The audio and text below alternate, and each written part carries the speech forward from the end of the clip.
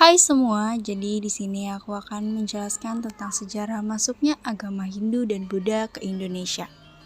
Materi-materi yang akan aku sampaikan, yang pertama aku akan menjelaskan awal masuknya agama Hindu dan Buddha ke Indonesia, lalu yang kedua aku akan menjelaskan teori-teorinya, dan yang terakhir ada kerajaan-kerajaannya. Agama Hindu dan Buddha masuk Indonesia sekitar abad ke-1 hingga ke-5 Masehi melalui jalur perdagangan maritim. Faktor utama masuknya agama ini adalah hubungan dagang antara Indonesia dan India, khususnya melalui jalur pelayaran Asia Tenggara yang ramai. Para pedagang, pendeta, dan ahli agama dari India turut membawa ajaran Hindu dan Buddha ke Nusantara. Proses penyebarannya bersifat damai, melalui adaptasi budaya setempat, perkawinan campuran, serta penyebaran ajaran melalui bahasa Sanskerta dan Prakrit. Selain itu, hubungan politik dan budaya dengan India membuat para penguasa Nusantara tertarik pada ajaran-ajaran tersebut dan mengadopsinya sebagai dasar kekuasaan dan sistem pemerintahan. Penyiaran agama Buddha ke Indonesia. Penyiaran agama Buddha di Indonesia lebih awal dari agama Hindu. Hal ini disebabkan karena sifat agama Buddha yang terbuka bagi semua orang dan adanya misi penyiaran agama yang disebut Dharma Duta. Dharma adalah apa yang menjadi kewajiban atau beban manusia sebagai anggota masyarakat. Dalam agama Buddha, Dharma dipakai dalam arti ajaran-ajaran Buddha. Adapun duta adalah orang yang menyebarkan. Ajaran ini diperkirakan sejak abad kedua yang dibuktikan dengan penemuan arca Buddha di daerah Sulawesi Selatan. Penyiaran agama Hindu di Indonesia. Proses masuk dan berkembangnya agama Hindu di Indonesia dibawa oleh kaum pedagang, baik pedagang India maupun Indonesia yang datang ke India. Selanjutnya, mereka membawa dan menyebarkan agama Hindu di Indonesia. Namun, di lain pihak ada beberapa pendapat yang berbeda tentang penyebaran agama dan kebudayaan Hindu di Indonesia. Berikut ini ada beberapa teori yang menjelaskan penyebaran agama Hindu di Indonesia, yaitu teori Sudra, teori Waisa, teori Kesatria, teori Brahmana, dan yang terakhir ada teori arus balik. Teori Sudra. Teori ini menyatakan bahwa penyebaran agama Hindu ke Indonesia dibawa oleh orang-orang India yang berkasta Sudra, karena mereka dianggap sebagai orang-orang buangan. Teori ini dikemukakan oleh Van Weber, namun teori ini dibantah oleh beberapa ahli, karena kasta Sudra tidak mengetahui seluk-beluk agama Hindu. Dalam ajaran agama Hindu yang mempunyai dasar kepercayaan kitab Weda, tidak memperbolehkan sembarang orang menyentuh kitab Weda ataupun membaca dan mengetahui isinya. Teori Waisa. Teori ini menyatakan bahwa penyebaran agama Hindu ke Indonesia dibawa oleh orang-orang India yang berkasta Waisa. Teori ini dikemukakan oleh N.J. Crom. Pendapat Crom ini juga dibantah oleh beberapa ahli. Bantahannya sama dengan teori Sudra. Teori Kesatria.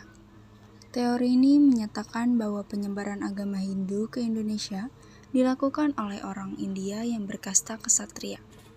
Teori ini dikemukakan oleh Cornelis Christian Birch. Teori ini pun mendapat bantahan karena tidak mungkin kesatria dari India mendapat kedudukan mulia sebagai raja dan membentuk daerah koloni di Indonesia. Teori Brahmana. Teori ini menyatakan bahwa penyebaran agama Hindu di Indonesia dilakukan oleh orang India yang berkasta Brahmana. Kaum Brahmana yang datang ke Indonesia inilah yang menyebarkan agama Hindu kepada masyarakat Indonesia. Teori ini dikemukakan oleh Jacob Cornelis van Leur. Teori arus balik. Teori ini dikemukakan oleh Frederick David van Bosch. Teori ini menjelaskan bahwa budaya dan agama Hindu-Buddha dibawa oleh para orang Indonesia yang datang ke India dan kembali ke Indonesia.